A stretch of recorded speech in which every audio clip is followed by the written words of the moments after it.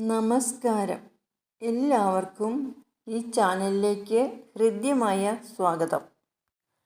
ആലപ്പുഴ ജില്ലയിലെ തലവടി പഞ്ചായത്തിൽപ്പെട്ട നീരേറ്റുപുറം എന്ന സ്ഥലത്താണ് ചക്കുളത്തുകാവ് ഭഗവതി ക്ഷേത്രം സ്ഥിതി ചെയ്യുന്നത്. പരാശക്തിയുടെ വനദുർഗാരൂപമാണ് ഇവിടുത്തെ പ്രതിഷ്ഠ. ഗണപതി, മഹാവിഷ്ണു, ശ്രീ പരമേശ്വരൻ, ധർമ്മശാസ്താവ്, യക്ഷിയമ്മ, നാഗരാജാവ്, നാഗയക്ഷി, നവവിഗ്രഹങ്ങൾ എന്നിങ്ങനെയുള്ള ഉപദേവതമാരുമുണ്ടിവിടെ. ക്ഷേത്രം ഉൾപ്പെടുന്ന തലവടി എന്ന പ്രദേശം പണ്ടുകാലത്ത് സൂര്യപ്രകാശം പോലും കടന്നു ചെല്ലാത്ത കൊടും കാടായിരുന്നു എന്നാണ് വിശ്വാസം. ഒരു ദിവസം വിറക് ശേഖരിക്കാനായി അവിടെ ഒരു വേടനും കുടുംബവും എത്തിച്ചേർന്നു. വിറകു ശേഖരിക്കുന്നതിനിടെ എന്തോ ഒരു ശബ്ദം കേട്ട് തിരിഞ്ഞു നോക്കിയ വേടൻ കണ്ടത് പത്തി വിടർത്തി തന്നെ കൊത്താനായി വരുന്ന ഒരു പാമ്പിനെയാണ്. ഇത് കണ്ടു ഭയന്ന വേടൻ ധൈര്യം വീണ്ടെടുത്ത് തൻ്റെ കയ്യിലുണ്ടായിരുന്ന കോടാലി കൊണ്ട് പാമ്പിനെ ആഞ്ഞു വെട്ടി. പക്ഷേ നിമിഷ നേരം കൊണ്ടു തന്നെ പാമ്പ് കാട്ടിലെവിടെയോ മറഞ്ഞു. പാമ്പിനെ മുറിവേൽപ്പിച്ചു വിടുന്നത് അപകടമാണെന്ന് തോന്നിയ വേടൻ പാമ്പിനെ തിരഞ്ഞു നടക്കുന്നതിനിടെ ഒരു കുളം കാണാനിടയായി. അതിൻ്റെ കരയിലായി വലിയൊരു ചിതൽ പുറ്റും കണ്ടു. ആ പുറ്റിനു മുകളിൽ താൻ നേരത്തെ മുറിവേൽപ്പിച്ച അതേ പാമ്പ് ചുറ്റിവരിഞ്ഞ് കിടക്കുന്നത് കണ്ട് അയാൾ അമ്പരന്നു. പെട്ടെന്ന് അയാൾ കോടാലി കൊണ്ട് പാമ്പിനെ തലങ്ങും വിലങ്ങും വെട്ടി. പക്ഷേ പാമ്പിന് ഒരു മുറിവ് പോലും ഉണ്ടായില്ല എന്നത് അദ്ദേഹത്തെ ഭയചകിതനാക്കി. അടുത്ത നിമിഷം തന്നെ പാമ്പ് അവിടെ നിന്നും അപ്രത്യക്ഷമാവുകയും ചെയ്തു. എന്നാൽ കോടാലി കൊണ്ട് ചിതൽപുറ്റ് പൊളിഞ്ഞ ഭാഗത്തു നിന്ന് ശക്തമായ ജലപ്രവാഹമുണ്ടായി. ജലത്തോടൊപ്പം അക്ഷതവും ദർഭയും ഒഴുകിവരുന്നു. ഇതു കണ്ട വേടനും കുടുംബവും ഭയപ്പാടോടെ നിൽക്കുമ്പോൾ തേജോമയനായ ഒരു സന്യാസി അവർക്ക് മുന്നിൽ പ്രത്യക്ഷപ്പെട്ടു.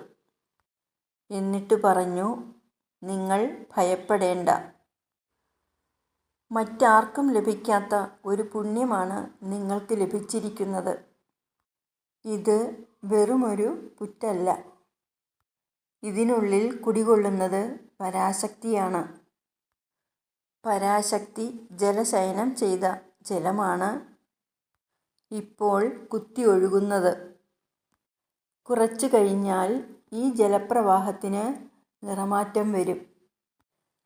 പാലും തേനും കലർന്ന നിറമാകുന്നതോടെ കുത്തൊഴുക്ക് നിൽക്കും.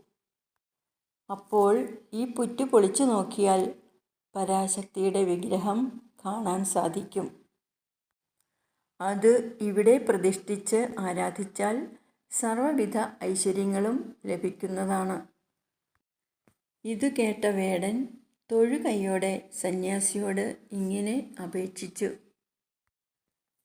"തമ്പുരാനെ, അവിടുത്തെ വാക്കുകൾ എന്നിൽ വല്ലാത്ത സന്തോഷം ഉണ്ടാക്കുന്നു.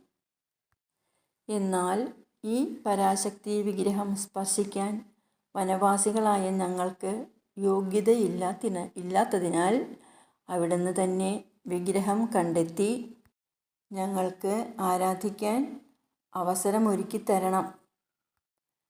അതിനുശേഷം മാത്രമേ അവിടുന്ന് ഞങ്ങളെ വിട്ടുപോകാവൂ." ഇത്രയും പറയുമ്പോഴേക്കും ജലപ്രവാഹത്തിന് പാലിൻ്റെയും തേനിൻ്റെയും നിറമായി.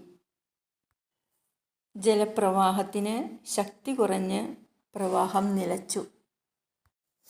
വേടൻ്റെയും ഭാര്യയുടെയും അഭ്യർത്ഥനയെ മാനിച്ച് സന്യാസി ആ ചിതൽപുറ്റ് ഉടച്ച് അതിൽ നിന്നും ദുർഗാവിഗ്രഹം കണ്ടെടുത്ത് പ്രാർത്ഥനയോടെ അതവിടെ പ്രതിഷ്ഠിച്ച് ഉടൻ തന്നെ അവിടെ നിന്നും അപ്രത്യക്ഷനായി.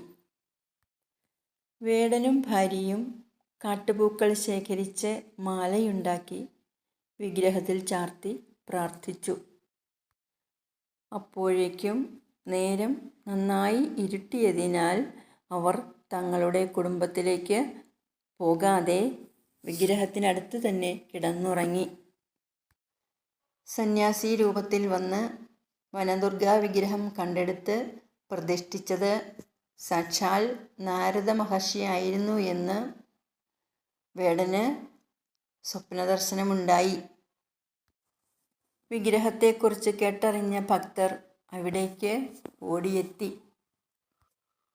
അധികകാലം കഴിയുന്നതിന് മുൻപ് തന്നെ അവിടം തിരക്കേറിയ ആരാധനാ കേന്ദ്രമായി മാറി.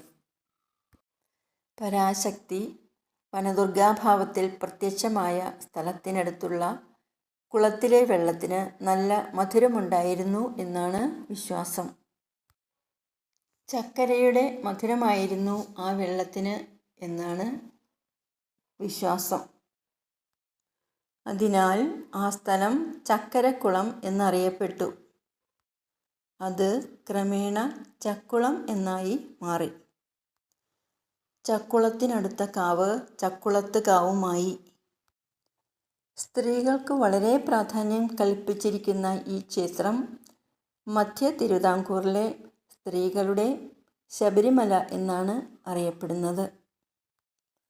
വനമധ്യത്തിൽ വേടന് സന്യാസി കാണിച്ചു കൊടുത്ത വിഗ്രഹത്തോടൊപ്പം ജലപ്രവാഹമുണ്ടായ നീര് ഏറ്റ സ്ഥലമായതുകൊണ്ടാണ് ആ സ്ഥലത്തിന് നീരേറ്റുപുറം എന്ന പേരുണ്ടായതെന്ന് വിശ്വസിച്ചു പോരുന്നു.